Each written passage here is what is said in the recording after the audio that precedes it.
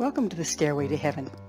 We're coming to you bringing insights into the ever-changing high-frequency currents now bathing the planet and affecting us all. The source of vital information for the evolving human being. I'm Gwilda Wiyaka. Beware the stories you tell.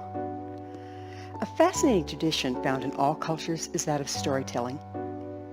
From indigenous people sitting around the fire listening to the elders tell stories of times past, to modern-day families sitting around the television screen watching the latest Disney release, stories and storytelling have always been a large part of our lives.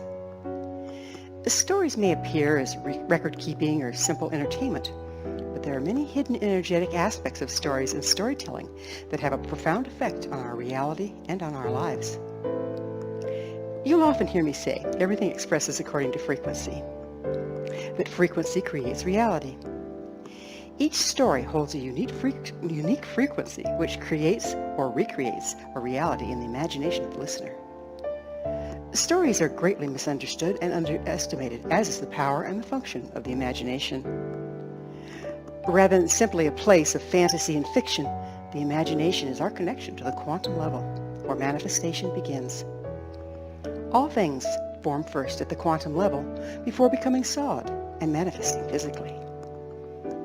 The imagination has a two-way communication with the quantum level. One way the imagination communicates with the quantum level can be used as a form of divination.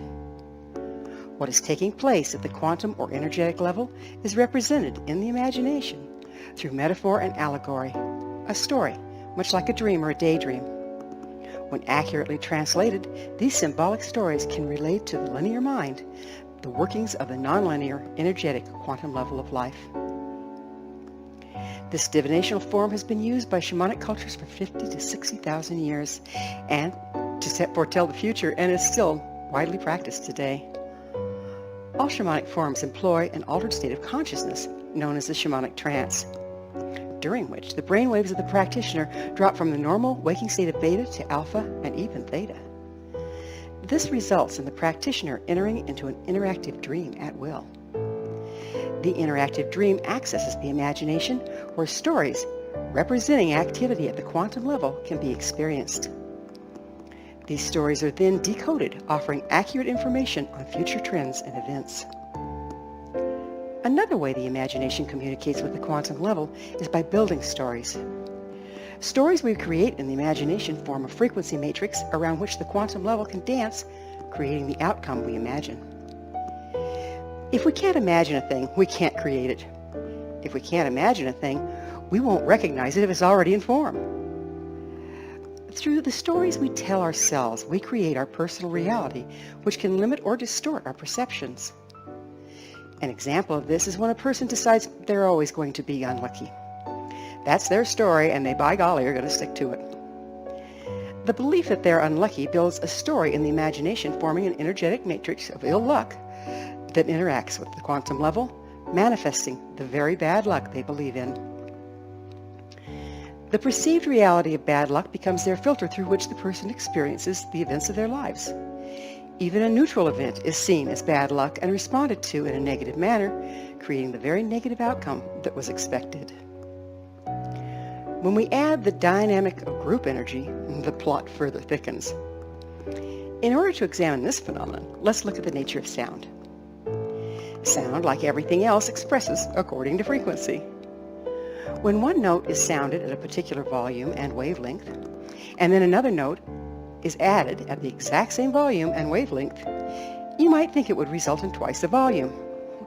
In fact, when two notes are expressed at the exact same wavelength and volume, the combined volume increases exponentially, well more than simply doubling. Just so, the more people that believe in and therefore express the frequency of a story, the stronger its influence at the quantum level, and the more likely it is to manifest. This is the power of propaganda and is widely used by advertising, media, and politics. A confident storyteller can create an energetic reality so complete it becomes an entity unto itself, an alternate reality, if you will.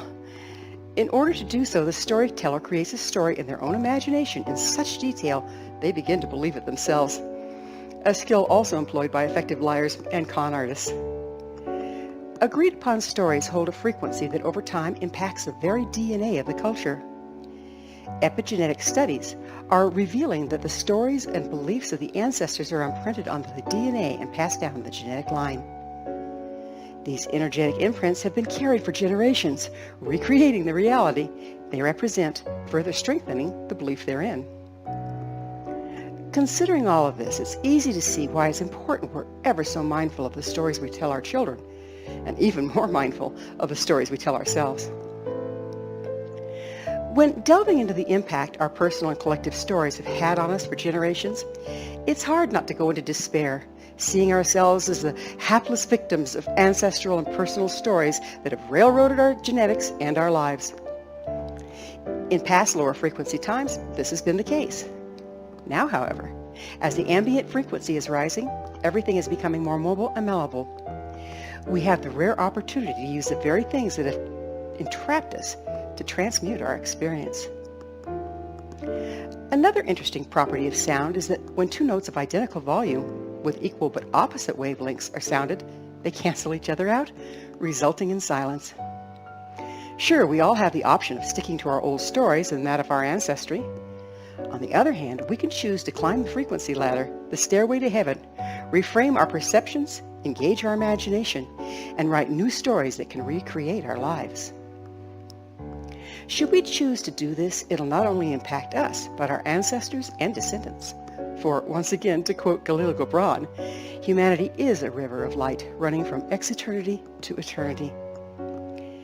Yet how do we uncover our personal stories and those programmed into our DNA?